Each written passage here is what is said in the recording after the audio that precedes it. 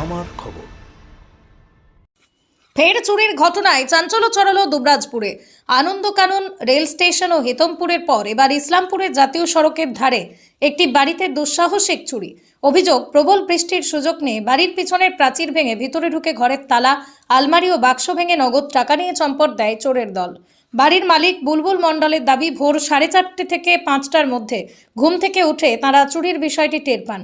দেখা যায় বাড়ির মূল দরজা দিয়ে নয়, পিছনের প্রাচীর ভেঙেই চোরেরা ভিতরে ঢুকেছিল। বাড়িতে থাকা সাঁড়াশি ব্যবহার করে ঘরের তালা এবং আলমারি বাক্স ভেঙে বেশ কয়েক হাজার টাকা নগদ পালিয়ে নিয়ে যায় দুষ্কৃতীরা। ঘটনার সময় বাড়ির মালিক এক ঘরে এবং তার স্ত্রী ও নাতনি অন্য ঘরে ঘুমাচ্ছিলেন। কিন্তু প্রবল বৃষ্টির শব্দের মধ্যেই চোরেরা এমনভাবে গোটা অপারেশন চালায় যে পরিবারের কেউ কোনো টেরই পায়নি। ভোরে ফজরের আজানের সময় ঘুম ভাঙার পরেই নজরে আসে বাড়িতে চুরির ঘটনা। আরও উদ্বেগের বিষয়, ঘটনাস্থলের পাশেই রয়েছে ইসলামপুর সদর মসজিদ, ইসলামপুর স্পোর্টিং ক্লাব এবং আব্দুল মেমোরিয়াল প্রাইমারি স্কুল। পাশাপাশি বাড়িটি ব্যস্ত রানীগঞ্জ মোরগ্রাম 14 নম্বর জাতীয় সড়কের একেবারে ধারে। এমন জনবহুল এলাকায় জাতীয় সড়কের পাশে বাড়িতে এভাবে চুরি হওয়ায় আতঙ্ক ছড়িয়েছে স্থানীয় বাসিন্দা ও ব্যবসায়ীদের মধ্যে। খবর পেয়ে ঘটনাস্থলে পৌঁছয় দুবরাজপুর থানার পুলিশ। সিসিটিভি ফুটেজ খতিয়ে দেখার পাশাপাশি শুরু হয়েছে তদন্ত। তবে একের পর এক চুরির ঘটনায় দুবরাজপুরের রাতের নিরাপত্তা ও পুলিশের টহলদারি ও নজরদারি নিয়ে ফের প্রশ্ন উঠতে শুরু করেছে।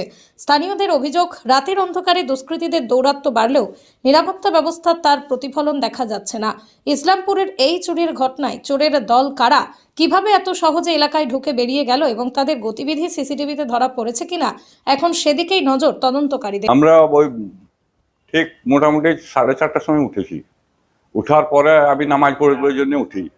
ওই নামাজ পড়ার জন্য উঠে দেখছি তো একটা রেলিং খোলা রয়েছে, আর একটা মেন ঘরের দরজা খুলে ছিটছাতুর হয়ে রয়েছে। সব আলমারি ফালমারি বাস্ক এই হ্যান ত্যান সব কিছুই একদম ভেঙে তছনছ করে দিয়েছে।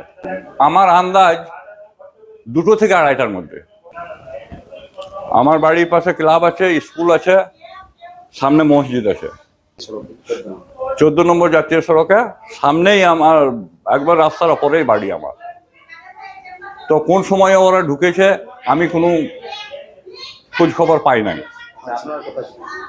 আমি আমার ওই পাশের বাড়িতে রুমে ছিলাম, আর আমার স্ত্রী আরেকটা রুমে ছিল বাগধারের।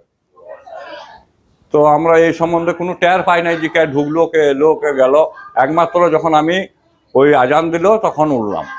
আমার কিছু টাকা পয়সা গেছে, আমার নাতনিরও কিছু টাকা পয়সা গেছে, কিন্তু ওই সোনাদানা কিছু যায়নি। পুলিশ এসেছিল। পুলিশ বললো যে আমরা সিসি ক্যামেরা দেখছি, দেখে তোমরা একটু পরে যেও, আমরা ওইটা দেখে আর করে তোমাদেরকে তদন্ত করবো। আমার পেছন দিকে ঢুকেছে, ওইদিকে একটা দেওয়াল, পাঁচিলে একটা দেওয়াল ভাঙা রয়েছে। দুবরাজপুর থেকে শেখ অলি মোহাম্মদের রিপোর্ট, আমার খবর বীরভূম। বীরভূম জেলায় সেনকো গোল্ড অ্যান্ড ডায়মন্ডসের মেগা শোরুম এখন বোলপুরে নতুন রূপে শান্তিনিকেতন রোডের উপর ইয়েস ব্যাংকের কাছে।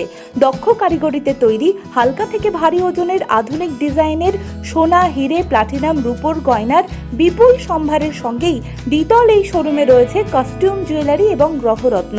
বিভিন্ন সময় আকর্ষণীয় নানান অফার তো আছেই।